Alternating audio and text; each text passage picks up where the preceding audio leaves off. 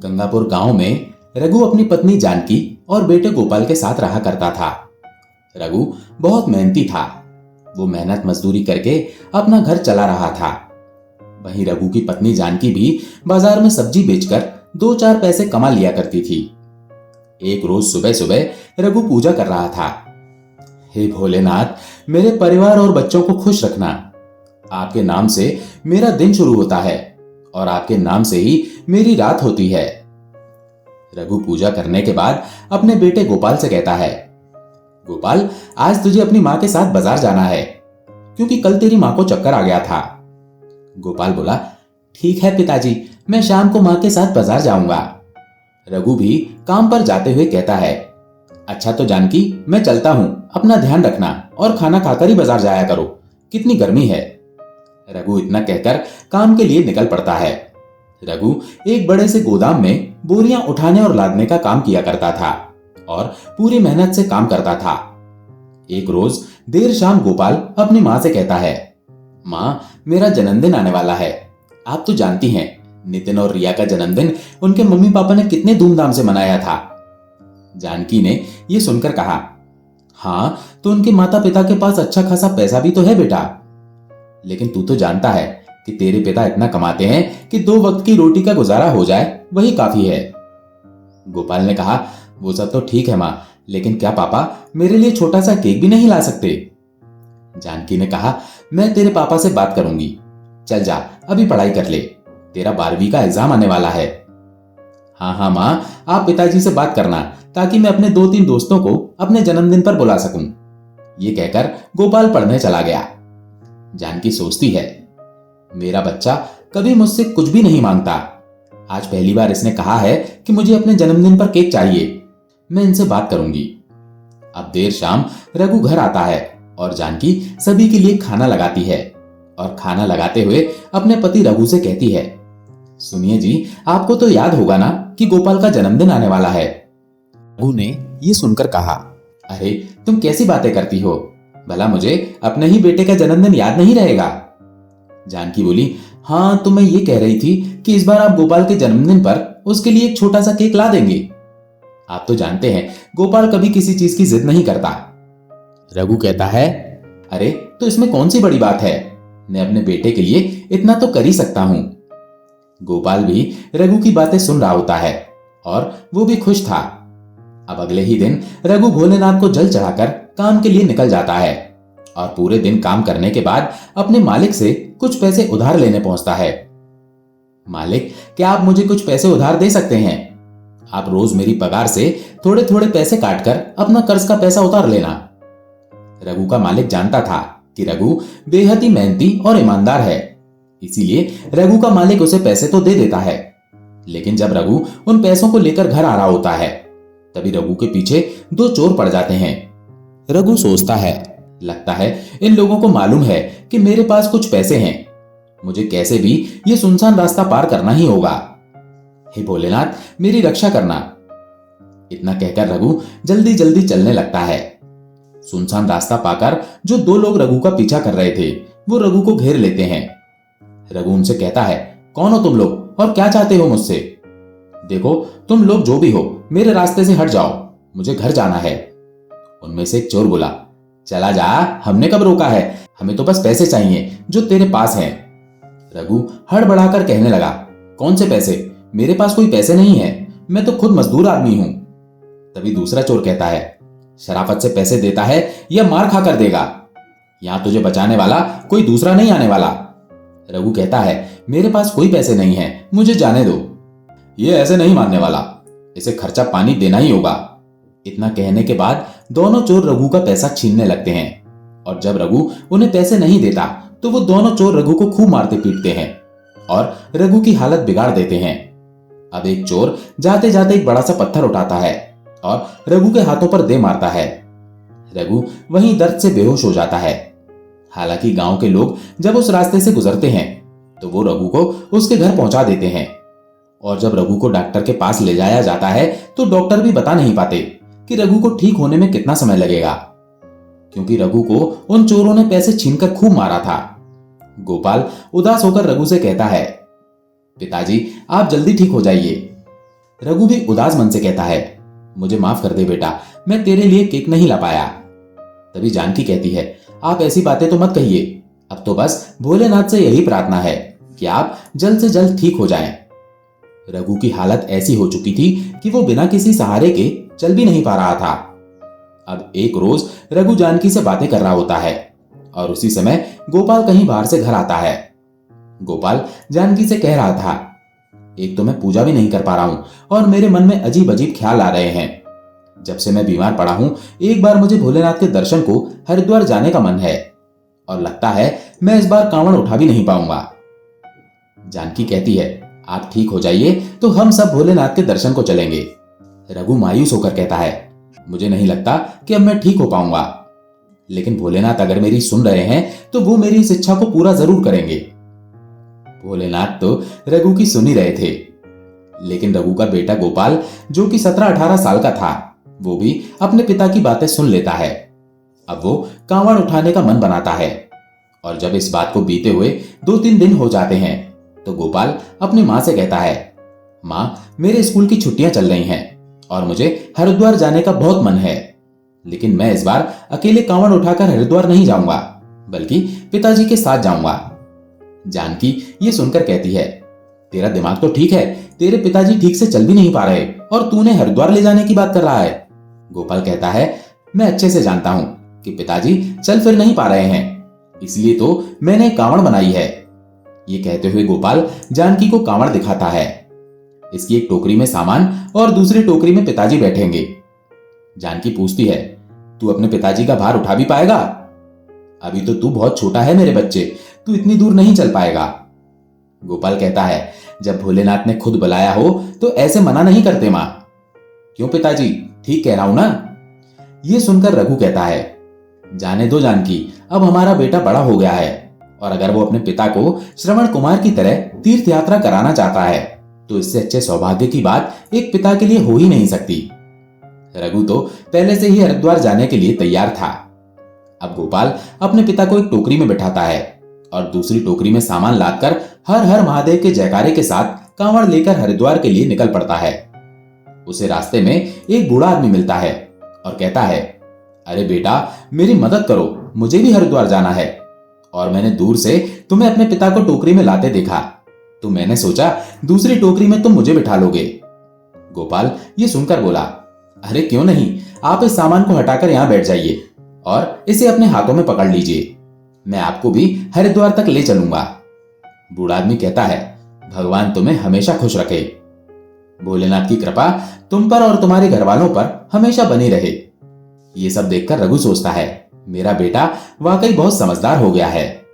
गोपाल अब जैसे ही कांवड़ उठाता है, उसे कांवड़ का वजन भारी लगने की बजाय बहुत हल्का लगने लगता है। वो सोचता है, अभी जब मैं पिताजी को कांवड़ के साथ लेकर आ रहा था तो मुझे कांवड़ में वजन लग रहा था, लेकिन इनके बैठते ही कांवड़ का वजन कम कैसे हो गया? लगता है मुझ में हिम्मत आ गई है। चलो जो भी है, मैं जल्द ही गंगा जी तक पहुंच जाऊंगा। इतना सोचने के बाद गोपाल चल देता है और यात्रा करते हुए हरिद्वार पहुंच जाता है। तभी वो बूढ़ा व्यक्ति जाते हुए गोपाल के हाथों में एक रुद्राक्ष देता है और गोपाल से कहता है, इसे अपने पिता की आंखों से और सर से लगाकर गले में धारण करवा देना, उसके बाद सब मंगलमय होगा। अब मैं चलता हूं बेटा। गोपाल भी उस बूढ़े आदमी का दिया हुआ रुद्राक्ष ले लेता है और अपने पिता को गंगा स्नान करवाने के बाद उस बूढ़े आदमी के कहे अनुसार उस रुद्राक्ष को आंखों और सर से लगाकर गले में धारण करवा देता है। तभी गोपाल देखता है कि उसके पिता खुद ब खुद चल रहे हैं और उनका शरीर भी बेजान नहीं है। रघु भी हैरान हो जाता है और गोपाल से कहता है, ये क्या हो गया मेरे साथ? इस रुद्राक्ष को पहनते ही ऐसा लगने लगा जैसे मुझे एक नया जीवन दान मिल गया हो। मेरे हाथ पैर और बेजान शरीर में फुर्ती कहां से आ गई? कहीं कहीं ये बूढ़े आदमी साक्षात भोलेनाथ तो नहीं थे? गोपाल, उसे ढूंढो। रघु और गोपाल उस बूढ़े आदमी को आसपास सब जगह ढूंढते हैं, लेकिन वो बूढ़ा आदमी उन्हें नहीं मिलता। असलियत में तो वो बूढ़ा आदमी साक्षात महादेव ही थे, जो बूढ़े व्यक्ति के रूप में रघु की मदद के लिए आए थे और गोपाल की परीक्षा लेने। गोपाल अपनी परीक्षा में पास हो जाता है और भगवान भोलेनाथ रघु को पूरी तरह ठीक कर देते हैं और गोपाल की कांवड़ यात्रा भी सफल होती है।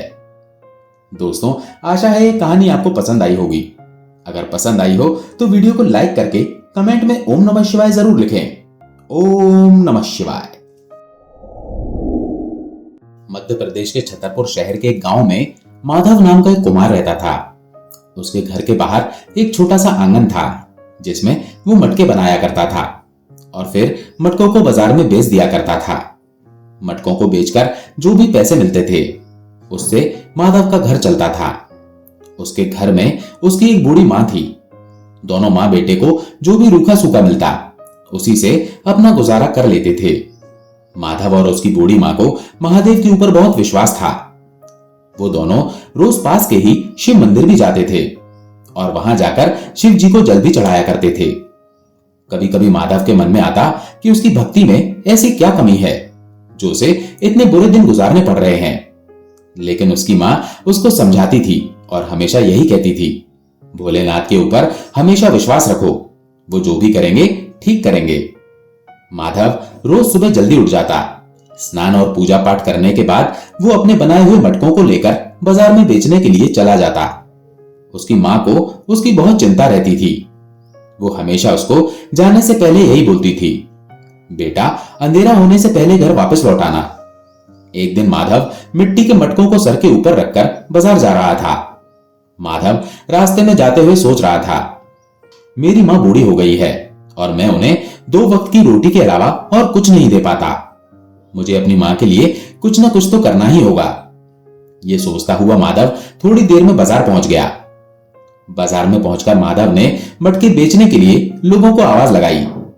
तभी उसके पास एक आदमी मटका खरीदने आया, लेकिन माधव के बताए हुए दाम पर वो मटका खरीदने के लिए तैयार नहीं हुआ। तब माधव ने सोचा, दोपहर का समय हो गया है और अभी तक एक भी मटका नहीं बिका, इसीलिए मैं इसको सस्ते में ही दे देता हूं।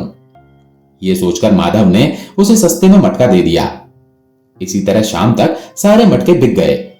उसके बाद माधव घर की तरफ चल दिया। लेकिन सारे मटके बिकने के बाद भी माधव बहुत उदास था, क्योंकि मटके बेचने के बाद जो दाम उसे मिले थे वो बहुत कम थे। उसे अपने मटके आधे दामों में ही बेचने पड़े थे। माधव ये सोचते हुए अभी जा ही रहा था कि तभी उसे दूर आंगन में खड़ी एक लड़की नजर आई। माधव को वो लड़की बहुत अच्छी लगी।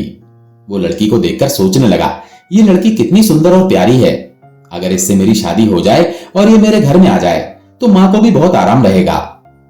मां भी सारा दिन घर में अकेली रहती है, उनका भी दिल लगा रहेगा। ये सोचकर माधव उस लड़की के पास गया और उससे बोला, तुम्हारा नाम क्या है?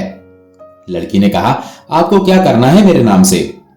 माधव ने कहा, मैं तुम्हारे पिताजी से मिलना चाहता हूं। लड़की ने कहा, मेरे पिताजी अंदर बैठे हैं, आप अंदर जाकर मिल लो। माधव ने अंदर जाकर लड़की के पिता को अपने बारे में बताया और उनको कहा, मैं आपकी लड़की से शादी करना चाहता हूं। लड़की के पिता ने पूछा, तुम काम क्या करते हो? माधव ने कहा, मैं मिट्टी के मटके बनाकर बाजार में बेचता हूं। तब उसने पूछा, तुम कितना कमा लेते हो? माधव ने कहा, ज्यादा तो नहीं कमाता, लेकिन अपना घर चला लूं इतना तो कमा ही लेता हूं। लड़की के पिता ने कहा, तुम्हारी कमाई तो बहुत कम होगी, लेकिन फिर भी मैं तुम्हें एक मौका देता हूं। जिस दिन तुम 10,000 रुपए कमाकर मुझे दे दोगे, मैं उसी दिन अपनी बेटी का विवाह तुम्हारे साथ कर दूंगा, और अगर तुम मेरी ये शर्त पूरी नहीं कर सके तो दोबारा मेरे पास मत आना। लड़की के पिता की बात सुनकर माधव मायूस होकर वहां से चला गया, क्योंकि 10,000 जैसी बड़ी रकम उसने आज तक नहीं देखी थी। फिर वो लड़की के पिता को इतनी बड़ी रकम कैसे देता? माधव ने सोचा, मैं तो बड़ी मुश्किल से महीने में 1,000 रुपए तक कमाता हूं। ये सोचता हुआ निराश मन से माधव घर पहुंच गया। घर पहुंचकर उसने अपनी मां को सारी बात बताई। तब उसकी मां ने कहा, बेटा तुम चिंता मत करो, भोलेनाथ के ऊपर विश्वास रखो, अगर वो चाहेंगे तो वो लड़की तुम्हें जरूर मिलेगी। तुम बस मन लगाकर मेहनत से काम करो और सब कुछ भोलेनाथ के ऊपर छोड़ दो। माधव ये सुनकर चुप हो गया। ऐसे ही अगले दिन माधव ने मटके बनाकर सूखने के लिए आंगन में रख दिए और घर के अंदर चला गया। जब वो अंदर गया तो उसकी मां ने कहा, बेटा मैं पास वाले गांव में तुम्हारी मौसी से मिलने जा रही हूं, सुना है उसकी तबीयत खराब है, शाम तक मैं वापस आ जाऊंगी, तब तक तुम अपना ख्याल रखना। माधव को समझाकर उसकी मां चली गई। माधव ने मां के जाने के बाद खाना खाया। खाना खाने के बाद उसे नींद आ गई। तभी अचानक से जोरदार बारिश शुरू हो गई, जिससे माधव के बनाए हुए मटके गीले होकर खराब हो गए। जब माधव की नींद खुली तो उसने देखा कि उसके सारे मटके बारिश के कारण गीले हो गए थे। ये देखकर माधव बहुत उदास हो गया। वो उदास मन से महादेव को याद करके कहने लगा, भोलेनाथ, हमारी क्या गलती है जो ये सब हमारे साथ ही होता है। तभी उसकी मां वापस आ गई। माधव ने मां से कहा, मां, अब मैं बाजार में मटके बेचने कैसे जाऊं, क्योंकि ये सारे मटके तो गीले होकर खराब हो गए हैं। तब उसकी मां ने कहा, बेटा चिंता मत कर, सब ठीक हो जाएगा। माधव बोला, भगवान भी गरीबों की ही परीक्षा लेते हैं, ना जाने उनकी क्या मर्जी है। ऐसे ही अगले दिन माधव फिर से मटके बनाता है और उन मटकों के सूख जाने के बाद उन्हें बाजार में बेचने के लिए चला जाता है। लेकिन बाजार में आज भी उसे उसके मुताबिक दाम नहीं मिलते। लेकिन आज भी माधव के सारे मटके शाम तक बिक जाते हैं। उसे आज भी सही कीमत नहीं मिलती। मटकों को बेचकर उसे जो भी पैसे मिले उन्हीं को लेकर माधव घर की तरफ चल दिया। आज गर्मी बहुत ज्यादा थी, धूप बहुत तेज थी। माधव को बहुत गर्मी लग रही थी। वो पेड़ों की छांव में घर की तरफ चला जा रहा था। माधव चलते चलते थक गया और आराम करने के लिए एक पेड़ के नीचे बैठ गया। पेड़ की ठंडी छांव में बैठे बैठे उसकी आंख लग गई। थोड़ी देर में उसी रास्ते से एक महात्मा जा रहे थे। महात्मा ने माधव को सोते हुए देखा तो उसे उठाया और कहा, बेटा, मुझे बहुत भूख लगी है और गर्मी के कारण प्यास भी बहुत लग रही है। क्या तुम मुझे खाना खिला सकते हो? माधव ने महात्मा की तरफ देखा और बोला, महात्मा जी, यहां तो मेरे पास कुछ नहीं है, आप मेरे साथ मेरे घर चलिए। ये बोलकर माधव महात्मा को लेकर घर चला गया। माधव ने घर पहुंचकर मां को महात्मा के लिए खाना बनाने के लिए कहा। माधव की मां ने खाना बनाकर महात्मा के आगे रख दिया और हाथ जोड़कर उन्हें खाने के लिए कहा। जब महात्मा ने खाना खा लिया तो माधव ने उनसे उनके बारे में पूछा। महात्मा ने बताया, मैं पास वाले गांव में जा रहा था। महात्मा ने खाने के लिए माधव को धन्यवाद किया और बोला, बेटा, आज की दुनिया में कोई किसी अनजान को अपने घर में नहीं आने देता, लेकिन तुम मुझे घर लेकर आए और मेरी बड़ी सेवा की। मैं इस बात से बहुत खुश हूं। तब माधव ने कहा, बाबा, आप थोड़ी देर आराम कीजिए, मैं शाम के खाने का इंतजाम करता हूं। महात्मा ने कहा, बस बेटा, मेरे लिए इतना ही बहुत है, मुझे जल्दी ही पास के गांव में पहुंचना है। माधव ने कहा, बाबा, बाहर बहुत गर्मी है, अभी आपका बाहर जाना ठीक नहीं है। तब महात्मा ने कहा, बेटा, जो आज तुमने मेरे ऊपर उपकार किया है, मैं उसके लिए तुम्हारी गरीबी दूर करने का उपाय बताता हूं। महात्मा ने माधव से कहा, बेटा, मैं तुम्हें एक मंत्र बताता हूं, तुम उसका रोज सुबह शाम जाप किया करो। महादेव तुम्हारे ऊपर जल्दी ही कृपा करेंगे और तुम्हारी जो भी इच्छा है वो महादेव जरूर पूरी करेंगे। ये कहकर महात्मा ने माधव को श्री शिवाय नमस्तोभ्यम मंत्र का जाप करने के लिए कहा। महात्मा ने उससे कहा, इसके अलावा तुम मुझसे और भी कुछ चाहते हो तो कहो। माधव ने कहा, बाबा, बस आप मुझे अपना आशीर्वाद दे दीजिए, मुझे इसके अलावा और कुछ नहीं चाहिए। तब महात्मा ने कहा, बेटा, मैं तुम्हारी परीक्षा ले रहा था और तुम इस परीक्षा में सफल हो गए, इसलिए मैंने तुम्हें जैसे कहा है वैसे ही आज से ही शिव मंत्र का जाप शुरू करो, बाकी सब महादेव के ऊपर छोड़ दो। ये कहकर महात्मा वहां से चले गए। माधव और उसकी मां ने अब रोज शिव मंत्र का जाप करना शुरू कर दिया। इससे उनके अंदर काफी शांति आ गई। इस बात को कुछ दिन बीत गए। एक दिन माधव आंगन में बैठकर मटके बना रहा था। तभी उसकी मां की नजर माधव के बनाए हुए मटकों पर गई। वो मटकों को देखकर चौंक गई, क्योंकि आज मटके बहुत चमक रहे थे। उसने माधव से कहा, बेटा, आज मटके देखो कितने चमक रहे हैं, ऐसा लग रहा है जैसे मटकों पर हीरे लगे हुए हैं। तब माधव की नजर मटकों की तरफ गई। वो बोला, हाँ मां, तुम ठीक कह रही हो, और आज मटकों की बनावट भी कितनी अच्छी लग रही है, जरूर ये महात्मा जी के आशीर्वाद के कारण हो रहा है। तब माधव ने कहा, अच्छा मां, अब मैं इन मटकों को बेचने के लिए बाजार जा रहा हूं। जब माधव मटकों को लेकर बाजार में गया तो मटकों की चमक देखकर माधव की दुकान पर भीड़ लग गई और उसके सारे मटके कुछ ही देर में बिक गए। आज किसी ने भी माधव से मोलभाव नहीं किया। सबने माधव की बताई हुई कीमत पर ही मटके खरीदे। ये देखकर माधव बहुत खुश हुआ। आज उसकी काफी अच्छी कमाई हो गई थी। सारे मटके बिक जाने के बाद वो घर चला गया। घर पहुंचकर माधव ने खुशी खुशी मां को सारी बात बताई। तब उसकी मां ने कहा, बेटा, आज तुम्हारे मटके ही नहीं बिके, बल्कि आज जब मैं आंगन साफ कर रही थी और मटके बनाने के लिए मिट्टी खोद रही थी, तब मुझे मिट्टी खोदने के बाद उसके अंदर से सोने के सिक्कों से भरा हुआ एक मटका मिला। माधव सोने के सिक्कों को देखकर हैरान हो गया। वो समझ गया था कि ये सब शिव मंत्र का जाप करने का चमत्कार है। ये सब महादेव की कृपा है। उसने अपनी मां से कहा, मां, हमारे घर जो महात्मा आए थे वो भोलेनाथ का ही कोई रूप थे, जिनकी कृपा से हमारी जिंदगी संवर गई। उसकी मां ने यह सुनकर कहा, बेटा, लगता है अब हमारे अच्छे दिन आ गए हैं। अब तुम जल्दी से उस लड़की के पिता के घर जाओ और उनसे उनकी बेटी का हाथ मांगो। अब वो तुम्हें मना नहीं करेंगे।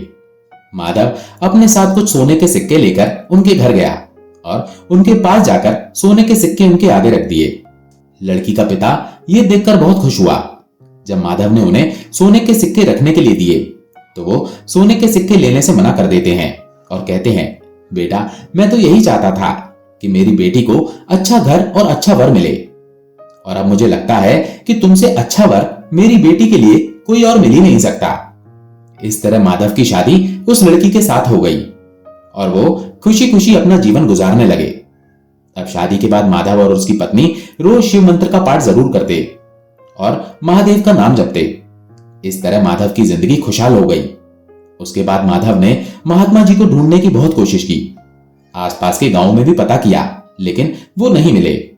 माधव समझ गया कि महादेव खुद ही महात्मा का रूप लेकर आए थे और उसके ऊपर कृपा करके वापस चले गए। मित्रों, हमारे जीवन में भी भगवान हमारे ऊपर कृपा करने जरूर आते हैं, लेकिन हम उन्हें पहचान नहीं पाते। इसलिए हमें हमेशा अपने अंदर सेवा भाव रखना चाहिए। हमारे शास्त्रों में भी कहा गया है कि नर सेवा ही नारायण सेवा है।